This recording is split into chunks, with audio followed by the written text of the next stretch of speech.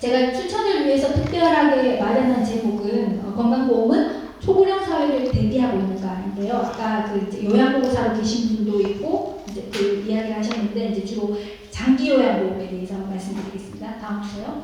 그러니까 우리나라 건강보험 재정으로는 건강보험이 있고요, 노인 장기 요양보험이 있습니다. 이게 다 같은 재정을 쓰게 되고 우리가 건강보험료를 낼 때도 일정 비율이 노인 장기 요양보험료로 나가게 됩니다. 한꺼번에 나가기 때문에 우리가 인지를 하지 못하는데 이 노인 장기 요양보험이 필요하고 그리고 이거를 잘 써야지 될 필요가 있습니다. 그거에 대해서 제가 이제 말씀드리겠습니다.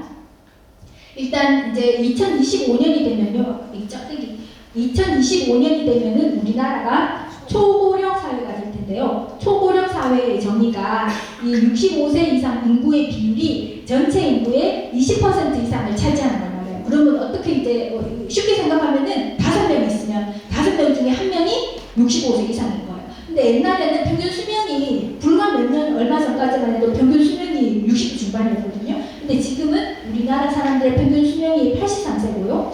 여자분들은 조금 더 높습니다. 86세. 그리고 남자분들은 82세인가 81세 그 정도 됩니다. 그래서 이제 평균 연령이 80대 거의 중초반이기 때문에 65세 이상이라고 하더라도 나이는 노인인데 노인 아닌 분들이 되게 많아요. 그리고 또 반면에 이게 65세가 안 됐는데도 거의 노인 수준의 건강 상태를 가진 분들도 많이 있습니다. 그래서 이제 둘 다 이제 어떤 그런 특징이 있는데요. 그런 거를 보면은 우리가 2000년에 고령화 사회에 진입했어요. 그러니까 7%가 65세 이상이다. 근데 불과 17년 만에 14%로 더블이 됐죠. 근데 2017년과 2025년, 7, 8년 사이에 또 이게 7, 7 이렇잖아요. 그러니까 한 7, 8년 사이에 또 7%가 올랐습니다. 그러니까 이거는 지금 17년 걸렸죠? 이건 7년 걸렸어요. 그러니까 이제 이런 속도가 되게 많이 빨라지는데 그렇다고 해서 그냥 죽으라고 이게 아니고 우리가 이거를 이제 감사하게 어떻게 잘 쓸 건가 이제 그런 거를 이제 말씀드리겠습니다. 다음 주요. 그래서 2022년 현재 이제 작년 고령 인구는 전체 인구의 18%이고요. 여성이 조금 더 오래 살기 때문에 여성 인구만 기준으로 하면 이미 우리나라는 초고령 사회입니다. 다음 주. 근데 이 노인 인구가 증가하는 것도 좀 의미가 있는데 또 우리나라뿐만 아니고 또 문제가 되는 거는 이 고령자 가구가 많아진다는 거예요. 그러니까 고령자 가구가 24%라는 말은 내 집 중에 한 집이 세대주가 65세 이상이라는 뜻입니다. 다음 주세요.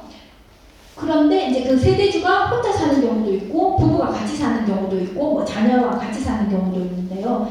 세대주 연령이 65세 이상인 가구의 3분의 1 넘게가 혼자 사시는 거예요.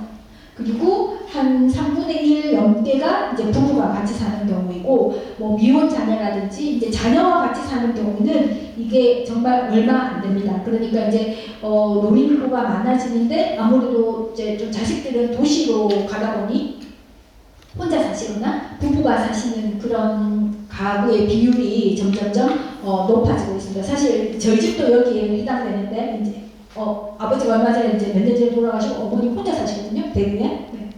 다음 주세요. 근데 그러면은 이제 부모님이 대부분 떨어져서 저 같은 경우에도 저는 부천에 살고 어머니는 혼자 대구에 사세요. 어머니가 이제 80세거든요. 근데 이제 어떤 우리가 설문조사를 했는데요. 고령자 통계라는 설문조사를 했는데 조사 대상자의 약 절반 정도가 부모 부양은 가족정부 사회가 함께 책임져야 된다. 이런 인식을 가지고 있게 된 거예요. 그러니까 그 전에는 한 10년 전에 이제 조사했을 때는 이게 한 10% 20%밖에 안 됐는데 몇 년 사이에 이런 비율이 높아진 겁니다. 근데 우리나라가 이제 그 아시아권에 있기 때문에 뭐 예의가 바르고 부모를 분양하고 이런 거가 약간 그 유교적인 전통에 의해서 우리가 거의 좀 아주 익숙하게 생각을 했던 건데 이제는 자식이 부모를 봉양하는 거가 당연한 일이 아니라 그거는 정부와 사회가 뭐 이거는 같은 거니까요. 그러니까 부모 부양을 내가 하는 것보다는 사회가 그 말은 남이 다른 사람이 내 부모를 봉양해야 된다라고 생각을 하는 세대가 됐다는 거예요. 근데 이게 사실 우리가 이제 좀 부모와 자식이 떨어져 살기 때문에 어느 정도는 이게 필요합니다. 근데 조금 한 발 더 나아가서 생각을 하면요, 이거는 굉장히 무서운 거예요. 가족이 해체되는 겁니다. 왜냐하면 지금 뭐 어린이집 이런 것도 뭐 양육을 책임져라 뭐 이러잖아요. 그리고 부모 부양도 책임져라. 그러면은 가정이 왜 존재하는 거죠? 가족이 해체가 되는 겁니다. 이렇게 되면 여성의 가치가 그냥 애 낳는 기계가 되는 거예요. 왜냐하면 일단 애만 낳아. 국가가 키워줄 거야. 그리고 너희들이 늙으면은 국가가 돌봐줄 거야. 이렇게 되면 가정이 의미가 없어지는 거예요. 그래서 이게 복지라는 차원도 있지만은 조금 더 나가면은 이 마르크스주의자들이 가정을 해체하기 위해서 이렇게 돌봄을 사회화하고 있습니다. 그래서 이게 좀 무섭기는 한데 또 현실적으로 부모님이랑 따로 살잖아요. 그러니까 어느 정도는 이게 필요합니다. 그래서 아까 제가 말씀드린 것처럼 의료 서비스가 자유시장이었다가 국가가 개입하는 사회화가 됐는데 우리가 의료 사회주의를 할 건 아니잖아요. 그렇기 때문에 이게 돌봄이라는 거가 사회가 돌보는 거가 어느 정도는 필요한데 이게 너무 과도하게 되면은 저들의 목적은 가정을 해체하는 거구나라는 거를 어느 정도는 이제 인지를 하시면서 이 제도를 보셔야지 전체적인 이해가 되실 수 있습니다. 다음 주시죠. 그러면은 노인이 혼자 살 때 어떤 일들이 필요하느냐, 이거는 조금 뭐 전문적인 용어일 수도 있는데 보통 이제 일상생활 수행 능력이라고 하는 게 있고요, 도구적 일상생활 수행 능력이라고 하는 건데, 쉽게 말하면 노인이 혼자 살려면 일단 밥을 먹을 수 있어야 돼요. 혼자 밥을 먹을 수 있어야 되고, 화장실 출입, 소변 대변을 가릴 수 있어야 되죠. 그리고 아침에 자고 일어났는데 주방까지 혼자 걸어갈 수 있어야 되고, 화장실을 혼자 걸어갈 수 있어야 됩니다. 이게 되지 않으면 혼자 살 수가 없는 거죠. 그래서 이걸 할 수 없는, 이제 뭐 화장실 출입, 세수, 뭐 양치질, 목욕 이런 거 못하고, 뭐 밥을 만들어야 먹을 수 있잖아요. 설거지를 해야 집이 쓰레기가 안 되겠죠. 이런 기본적인 거가 안 되는 분들을 도와주는 게 돌봄, 요양, 케어, 이게 이제 같은 말입니다. 근데 이 케어가 노인에 대해서 케어해주는 거는 요양이라고 하고, 어린이에 대해서 케어해주는 거는 이제 보육, 뭐 육아, 뭐 이렇게 말을 하는 거죠. 다음 주세요. 그러면 이제 이런 능력이 내가 내 몸을 보살필 기본적인 그런 액티비티를 할 수가 없다. 내가 세수도 못하고, 혼자 화장실 출입을 못하고, 내가 혼자 밥을 못 먹어서 옆에서 누가 도와줘야 된다. 그렇게 할 때에 그 이제 돌봐야 되는데, 그러면은 나는 사실은 혼자 밥도 먹을 수 있고 혼자 화장실 출입도 할 수 있어요. 그런데 집에 혼자 있으니까 좀 외로워. 집이 추워. 겨울이야.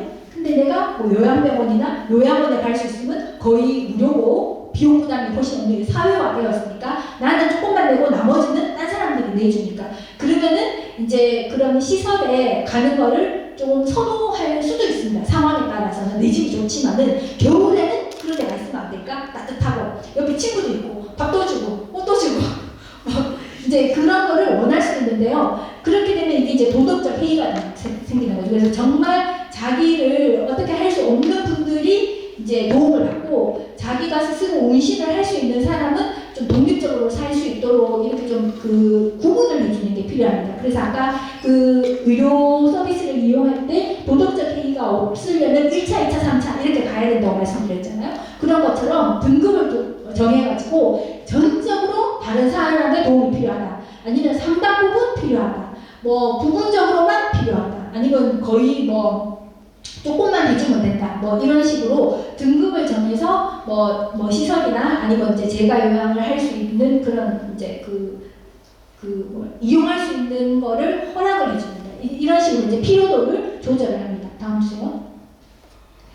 근데 이게 이제 노인 인구가 증가하는 것도 있고요. 당연히 이제 노인 나이가 들면은 이제 기력이 떨어지고 내가 정신이 말짱해도 기력 자체가 없기 때문에 그런 뭐 밥 먹고 화장실 가고 이런 거가 이제 힘들 수가 있는데, 이게 점점 갈수록 2016년에서 2021년까지 점점점 갈수록 이런 돌봄이 필요한 사람들이 증가하는 거예요. 그래서 지금은 고령자 인구의 한 10% 정도가 누군가가 돌봐주지 않으면은 혼자 밥을 먹거나 화장실에 갈 수가 없게 되는 거예요. 그러니까 그렇다고 해서 혼자 그냥 너 늙었으니까 그냥 죽어라 뭐 이렇게는 할 수 없잖아요. 우리가 그거를 돌보아줘야 됩니다. 그래야 이게 인간이 존엄해지는 거잖아요. 그래서 이거를 우리가 이제 사회가 돕는 거는 맞습니다. 다음 주세요. 근데 이제 이 나이가 이 60대 중후반인 거랑 70대인 거랑 80대인 거랑 이렇게 비교를 해보면은 80세 이상이 되면은 거의 3분 중에 1분은 돌봄이 필요한 거예요. 근데 여기 아까 이제 80대이신 분이 있다고 말씀드렸는데 그분은 굉장히 이제 몸 관리를 잘 하실 거죠. 80대 이상인데 누구는 80대 이상 3명 중에 1명은 누군가의 도움이 없으면 밥도 못 먹고 화장실도 못 가는데 지금 다른 80대는 거의 지금 여기 5층인데 혼자 거기 오면서 2시간 동안 앉아서 강의를 들을 정도의 이게 지적 능력과 체력이 되는 거잖아요. 그래서 같은 80대여도 이게 되게 이제 차이가 많이 납니다. 이제 그런데 이 정도가 이제 나이가 들수록 많은 돌봄이 필요하게 된다는 거. 다음. 그래서 이제 의료 서비스를 사회화한 것처럼 노인 돌봄도 사회화를 했는데 그게 2008년부터 시작됐습니다. 이제 이름이 노인 장기 요양보험인데요. 그래서 해주는 게 뭐 식사, 화장실 출입, 개인 위생, 가사활동 이런 거를 도와주는 건데 이게 이제 10% 정도 된다고 이제 말씀드렸죠. 근데 이게 조금 우리가 도와드려야 되는데 같은 사회를 구성하는 사람으로서 도와드려야 되는데 이제 조금 문제점은 노인은 점점 증가하는데 이 돈 낼 사람은 점점 줄어드는 거예요. 근데 그렇다고 해서 청년들에게 계속 너 돈 더 내라 이렇게 할 수는 없잖아요. 그러니까 이게 청년들이 감당할 수 있는 범위 내에서 하되 이거를 알차게 써야 되겠죠. 근데 우리가 실제로는 알차게 쓰고 있지가 좀 못하는 상황입니다. 그래서 이거를 좀 개선할 필요가 있다고 생각됩니다. 다음 주세요. 그래서 이제 노인 장기 요양 보험이 이제 시설에 이제 대표적인 게 요양원이죠. 아니면 이제 그룹홈 이런 게 있고 시설에 있는 게 있고요. 그다음 집에서 받는 게 있고 이게 있는데 이거 거의 우리나라는 없기 때문에 이거 아니면 이건데 제가 급여에서 하는 게 아마 여기 이제 종사자도 있으니까 잘 아시겠지만 방문 요양 또 방문 간호, 방문 목욕 뭐 이제 이런 거를 많이 하고 뭐 주간 보호나 단기 보호 이런 거가 있습니다. 근데 여기에서 아까 이제 요양보호사로 일하신다는 분도 있었는데 우리가 이제 요양보호사가 어떤 일을 하는지를 좀 이해를 하셔야 돼요. 그러니까 요양보호사의 영어 이름은 홈헬퍼예요. 그러니까 가사 일을 도와주는 거예요. 근데 그게 가정부는 아니에요. 그러니까 가사 일을 도와주지만 가정부는 아니라는 거를 아셔야지 돼요. 그러니까 막 아무 일이나 막 뭐 밭을 매라든지 뭐 이런 일을 시키시면 안 되는 거예요. 네, 다음 주세요. 근데 이제 이 노인 장기 요양보험의 우리나라 기준으로 문제가 뭐냐면은 우리가 이제 그 처음에 2008년부터 시작했는데 시설 중심으로 하게 된다는 거예요. 왜냐면은 시설에 가면 이제 집에서 요 앞에 슬라이드에 해주세요. 뭐 방문 요양, 방문 목욕, 방문 간호 이렇게 있는데 제가 서비스를 받을 때는 이게 일일이 신청을 해야 됩니다. 근데 다음 주세요. 시설에 입원해 있으면은 알아서 다 해주잖아요. 원스톱 서비스가 돼요. 시간마다 그냥 알아가지고 오전에는 뭘 하고 점심 때는 뭘 하고 오후에는 뭘 하고 되게 편한 거예요. 그러니까 이제 이용자 입장에서는 집에서 하는 것보다는 저기가 뭐 일단 좀 편하네 뭐 약간 그런 게 있을 수도 있습니다. 근데 그거는 그 겉으로 봤을 때는 편한데 그래도 그 시설에 있는 것보다는 자기 집에 있는 게 좋잖아요. 근데 자기 집에서 하는 게 불편하니까 시설로 가게 되는 거예요. 근데 이제 그게 약간 이제 도덕적 해이와 역선택이 있을 수 있는데 예를 들면 이런 겁니다. 돌봄이 많이 필요하지 않는 사람은 집에서 누가 와서 뭐 하루에 4시간 이렇게만 이제 도와줘도 충분하고 어떤 사람들은 전적으로 도움이 필요한 사람이 있잖아요. 그러면 시설에 가서 그 때마다 알아서 도와줘야 되는 사람은 돌봄이 전적으로 필요한 사람일까요? 조금만 필요한 사람일까요? 전적으로 필요한 사람이죠.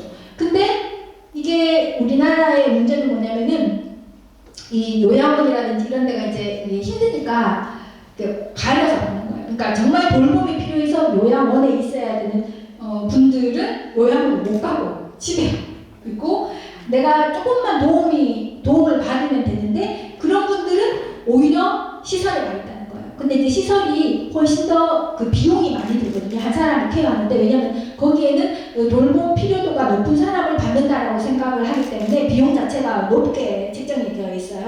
그러니까 돌봄이 많이 필요한 사람은 시설에 가고 그렇지 않은 사람은 재가 서비스를 받아야 되는 게 기본값으로 딱 정착이 돼야 되는데 우리는 그렇지가 않고 오히려 돌봄이 많이 필요한 사람은 집에 있고 조금만 도움 받으면 되는 사람들은 시설에 가 있고 이런 식의 역선택의 문제가 있는 게 문제입니다.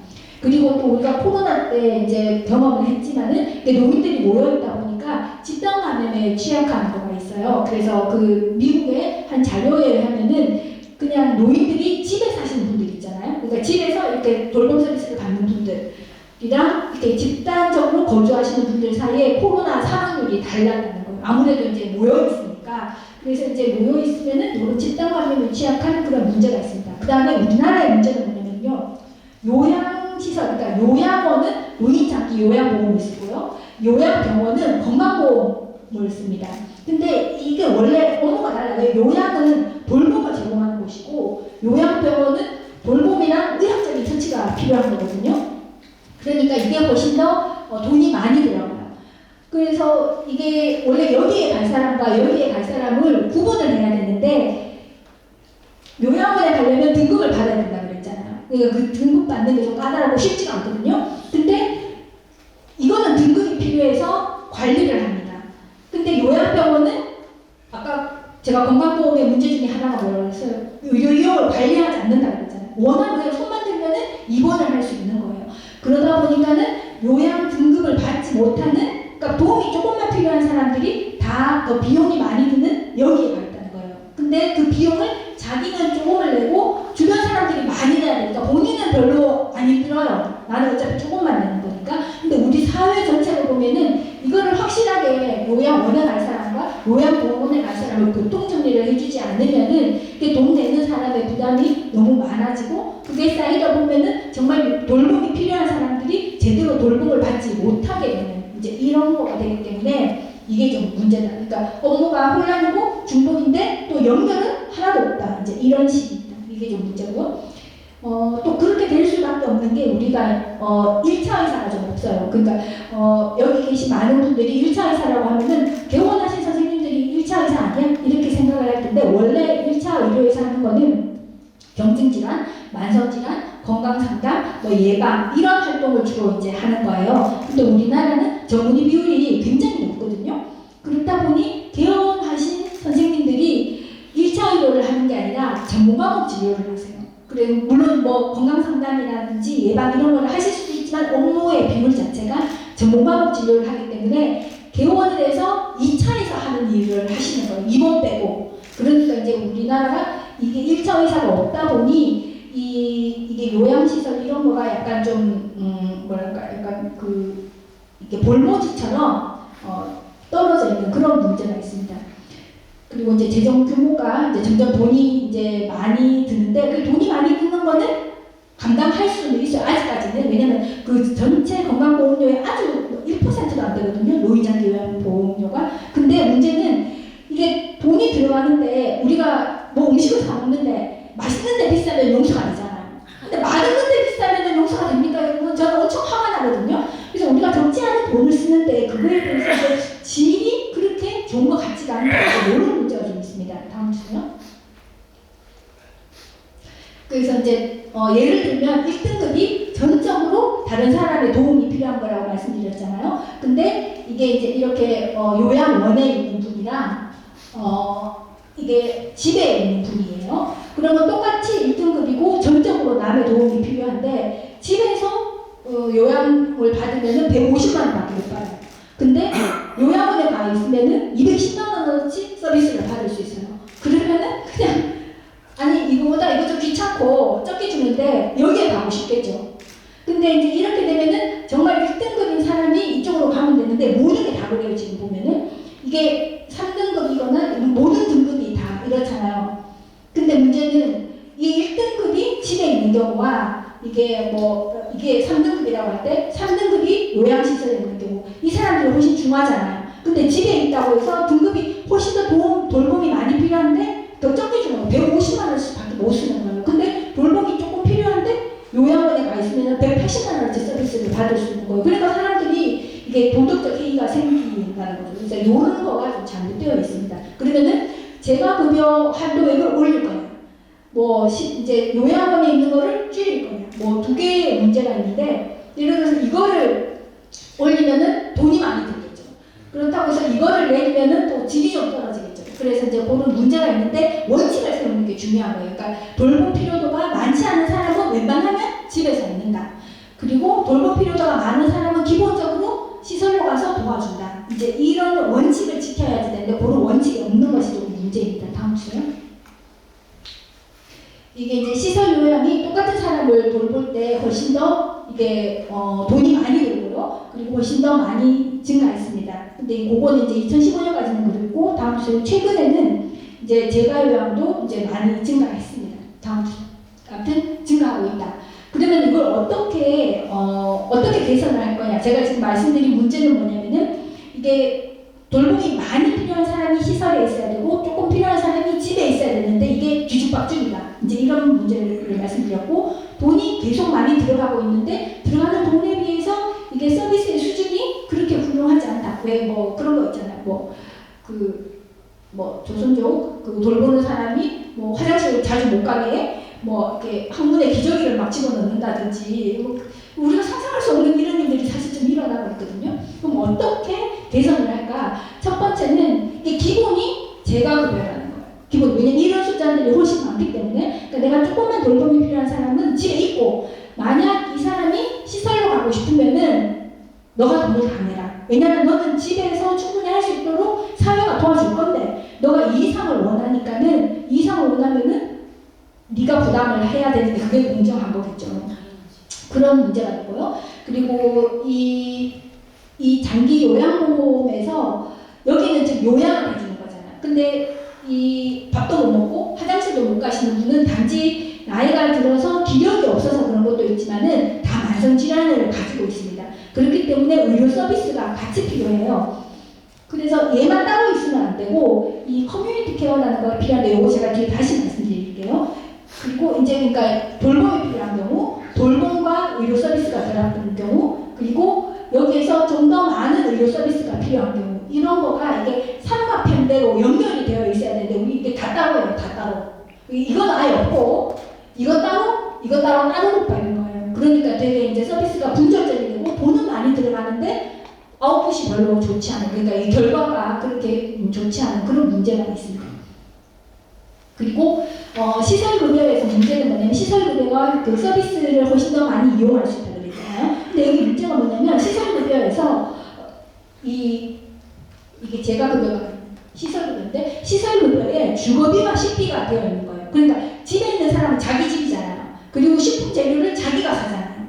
그리고 서비스만 그 노인 장기 요양보험이 줍니다. 그런데 요양원에 있으신 분은 거기에 숙박비, 식비도 노인 장기 요양보험이 준다는 거예요. 이거는 잘못됐죠. 다른 나라는 숙박비와 식비를 본인이 내게 합니다. 다만 돌보는 비용, 그 요양보호사 비용, 아니면 뭐 간호조무사 비용 이런 돌봄 비용만 줘요. 그러니까 이게 잘못된 거예요. 왜 이런 것만 해도 우리가 돈을 아껴서 정말 더 돌봄이 필요한 사람을 많이 돌볼 수 있겠죠. 이거는 형평이 아닌 거예요. 뭐를 주고 재워주는 것까지 이게 사회가 대신해 줄 필요는 없잖아요. 그거는 자기가 해결을 해야 되는 거죠. 다만 도움이 필요한 것만 해주는 게 맞는 것입니다. 이제 그런 원칙이 좀 없고요. 다음 주세요. 그리고 제가 지금부터는 이제 커뮤니티 케어에 대해서 말씀을 드릴 텐데 우리나라에 제대로 된 커뮤니티 케어는 없고요. 이제 지금 사업을 하고 있는 것 중에 통합돌봄 서비스라는 거가 있는데 그게 좀 문제가 있습니다. 그 말씀을 제가 드릴 텐데 그러면은 왜 커뮤니티 케어가 필요하느냐? 이게 이제 이게 이제 2017년, 2021년인데 보면은 이 오렌지색이 좀 짙은 색이 노인 한 명이 쓰는 진료비이고요. 이 연한색이 그냥 전체 국민 한 명이 쓰는 진료비인데 대략 한 1대3 정도의 그런 관계가 있습니다. 그리고 시간에 따라서 노인 의료비도 증가하고 보통 사람들의 의료비도 증가합니다. 근데 이제 노인 의료비가 이제 조금 더 많이 증가하고 있는데 그러면은 우리나라는 아직은 초고령 사회로 안 됐어요. 근데 유럽에는 이미 많은 나라들이 이미 초고령 사회로 진입했고 일본도 이미 초고령 사회로 진입했거든요. 그래서 유럽에서 보니까 노인들이 이렇게 많이 늘어나는데 거기는 이제 복지를 되게 많이 이제 중요하게 생각하지 않습니까? 복지 예산을 많이 쓰는데 이게 예산이 감당이 안 된다. 노인들에게 너무 많은 의료비가 들어가는데 그렇다고 해서 노인이 낫지는 않는다. 이제 이런 거를 인식을 하고 그러면은 이건 돈을 어떻게 좀 알뜰하게 쓸 수 없을까? 이 생각을 하게 됐습니다. 다음 주세요. 그래서 그전에는 이제 돌봄 서비스랑 의료 서비스를 각각 따로 이거는 의료기관에서 이거는 요양기관에서 이렇게 따로 주는 거를 그거를 한데 뭉친 거예요. 왜냐? 인구가 고령화됨에 따라서 의료비 부담이 증가하고 이런 공공지출을 좀 감당할 수 없기 때문에 앞으로 많아질 거를 대비해서 우리가 효율적으로 돈을 집행하는 방법 그런 체계를 만들어야 되겠다라고 해서 커뮤니티 케어를 만들게 된 겁니다. 다음 주세요. 그럼 커뮤니티 케어가 뭐냐? 이게 만성질환, 대표적인 게 뭐 고혈압, 당뇨, 관절염 이런 거예요. 그럼 이제 온몸이 아프죠. 근데 이제 그런 거가 이때까지 의료기관에서 이제 치료를 받은 거예요. 근데 그렇게 하지 말고 이제 특히 병원 중심, 병원에서 병원에 있는 외래를 많이 가죠. 특히 우리나라인 경우에는 이제 이런 문제가 있었고, 그리고 이제 이런 분들을 지역사회에서, 그리고 가급적이면 자기 집에서 1차 의료 서비스와 이런 돌봄을 같이 제공한다. 통합적으로 제공한다. 이런 개념이 커뮤니티 케어입니다. 그러니까 쉽게 말하면 그전에는 돌봄 서비스, 의료 서비스 이게 따로 놀면서 이게 서로 링크가 안 된 거예요. 근데 돌봄이 필요하신 분은 의료적인 그런 필요도가 있어요. 그래서 이거를 통합을 해서 하되 병원에서 하지 말고 지역사회 1차 의료 이제 여기에서 이제 집을 근거로 해서 주로 제공을 하자. 이런 거가 이제 커뮤니티 케어라고 하는데요. 여기에서 이게 되려면은 1차 의사가 있어야 돼요. 그러니까 1차 의사가 만성질환 관리, 경증질환 관리, 그리고 이제 이런 다양한 것들을 하면서 이 커뮤니티 케어를 총괄을 해야 되고 병원에 있는 의사와 협력을 할 수 있는 이런 1차 의사가 있어야 되고요. 그러니까 1차 의사가 머리라고 하면은 방문 간호사는 손발이에요. 그러니까 방문 간호사가 아주 핵심적인 역할을 합니다. 그래서 이 커뮤니티 케어가 정착을 하려면은 이 방문 간호사의 역할이 되게 중요하기 때문에 이 간호사들이 의료기관 밖에서 의사의 지시를 받아서 뭔가를 할 수 있게 이게 좀 필요해요. 근데 이제 이 저번에 간호법에 문제가 됐던 거는 지금 우리가 이게 없어요. 지금 머리가 아직 없어요. 머리가 없는데 손발만 만들면은 이게 이 순서가 뒤집어질 수 있거든요. 그래서 이걸 동시에 하든지, 그러니까 이걸 먼저 하고 이걸 하든지, 아니면 최소한 동시에 진행을 해야 되는데 이거는 지금 하나도 안 됐는데 이것만 한다는 것이 이제 이게 순서적으로 이게 나쁜 결과를 초래할 수 있기 때문에 그거는 이제 절차적인 문제가 있는 거고요. 그럼에도 불구하고 방문 간호사가 의사의 지도하에 이 집에서 많은 이 의료적인 서비스를 해주는 것이 거동을 못하는 분들에게는 되게 필요합니다. 제일 대표적인 거가 중풍인데 거의 혼자 못 움직이는데 그럼 욕창이 생기거든요. 근데 그거를 병원을 가야 이게 소득을 받을 수 있다. 이러면은 이분은 못 움직이세요. 그럼 곧 돌아가시겠죠. 근데 이제 간호사가 직접 집에 가서 그거를 할 수 있게, 그러니까 의료기관은 아니지만은 어떤 범위 내에 이런 그 간호 서비스를 해줄 수 있어야지 이제 환자들도 조금 편하고 어떤 케어를 받을 수가 있고 이제 그런 필요는 있습니다. 다만 이제 지난 간호법은 순서가 잘못됐다 이제 그런 거고요. 그리고 1차 의사, 방문 간호사 그리고 요양보호사가 필요해요. 왜냐면은 홈 헬퍼라고 했잖아요. 이분이 이제 식사를 할 수 있도록 도와주고 목욕을 시켜주고 약간의 청소 이제 이런 거를 해줘야 집이 쓰레기통이 안 되겠죠. 그래서 이제 요거 세 개가 아주 핵심적인 그런 사람들입니다. 다음 주.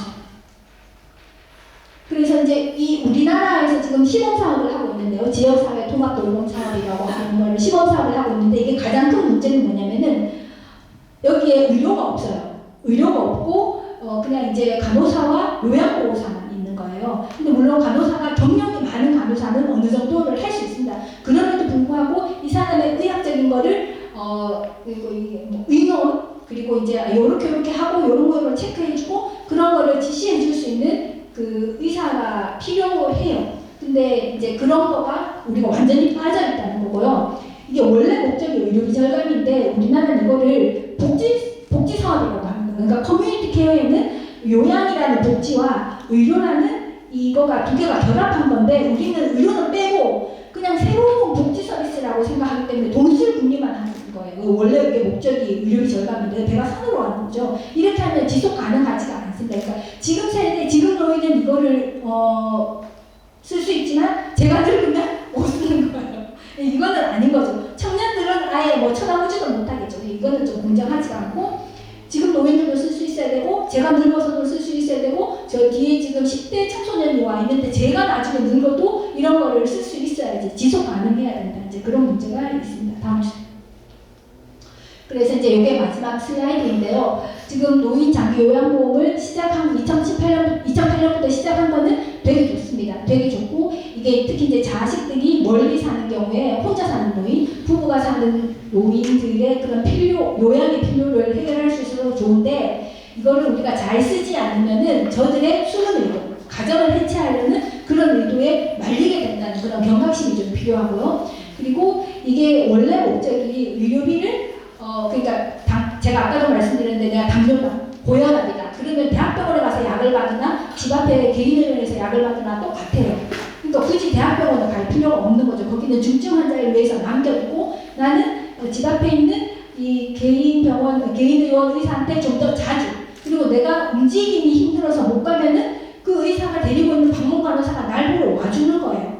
이게 훨씬 더 그 노인들에게는 도움이 될 수 있는 거죠. 그리고 비용을 조금 더 아낄 수가 있습니다. 그래서 이 제가 환자에게 1차 의료와 요양을 통합적으로 제공을 해야 되고, 그러니까 1차 의사 필요하고 방문간호사도 좀 더 이제 많아져야 되고요. 이게 요양보호사의 역할도 좀 더 정립이 필요합니다. 근데 제가 여기에서 모노돌봄이라고 썼는데 이건 이미 이제 일본이나 유럽에서는 하고 있는데요. 제가 아까 말씀드린 것처럼 65세 이상이면은 노인 인구로 치는데 65세라고 하더라도 그 건강 수준이 천차만별이에요. 그러니까 누구는 80세인데 뭐 누워서 거의 아무것도 못 하시는 이런 80대가 있는가 하면은 지금 이 5층을 걸어 올라와서 2시간째 강의를 듣는 이런 80대도 있거든요. 그러니까 이제 노인 중에서도 조금 더 체력이 되고 좀 더 건강한 이런 노인이 있고 조금 더 많이 아프고 체력이 더 없는 이런 노인들이 있어요. 근데 청년들은 돈을 벌어야 돼요. 그러니까는 조금 건강한 노인이 조금 덜 건강한 노인을 하루 종일 보는 게 아니라 뭐 하루에 2시간, 뭐 다음에 1시간 이렇게라도 이제 노인을 돌보는, 그러니까 그 지역에서 이루어지는 거죠. 이렇게 하면은 청년들은 돈을 벌고, 그리고 돌봄이 필요한 거는 우리가 서로 돕는 거예요. 그리고 내가 지금은 다른 노인을 돕는데 내가 정말 기력이 떨어지면은 좀 더 나보다 젊고 나보다 건강한 노인이 다시 나를 돌봐주는 거죠. 그러면 과부 마음은 호래비가 안다고 같은 노인 입장에서 훨씬 더 따뜻하게 돌봐줄 수 있겠죠. 청년이 돌봐주는 것보다는. 그리고 청년이 돌봄을 시키려면은 얘를 먹여 살려야 돼요. 근데 노인이 되면은 굳이 그거를 이렇게 정규직에만큼 안 들잖아요. 훨씬 이제 적게 들잖아요. 그러면 그 노인은 약간의 용돈도 생기면서 그래서 내가 뭔가 사회를 위해서 기여를 하는구나. 그리고 내가 늙으면은 나도 이런 도움을 받을 수 있어. 그렇게 되는 거예요. 그러니까 조금 건강한 노인이 조금 덜 건강한 노인을 돕는, 그러니까 그런 시스템이 좀 필요합니다. 그렇게 해야 비용을 좀 절약할 수 있고요. 그리고 조금 더 나아간다면 이런 거를 종교단체가, 교회나 성당이나 절이 이런 걸 한다면 그분들은 남을 돕는 것 자체가 기쁨이잖아요. 그러다 혹시 한 명이라도 이게 전도가 되면은 완전 땡큐잖아요. 그러면은 인건비가 더 감소할 수 있습니다. 그래서 이제 그런 식으로 좀 우리가 이런 패러다임을 바꾸지 않으면은 너무 비용이 많이 든다. 이게 지속 가능하지 않다. 이제 그런 거를 좀 알게 되면은 좋을 것 같습니다. 제가 이제 준비한 내용은 여기까지인데요.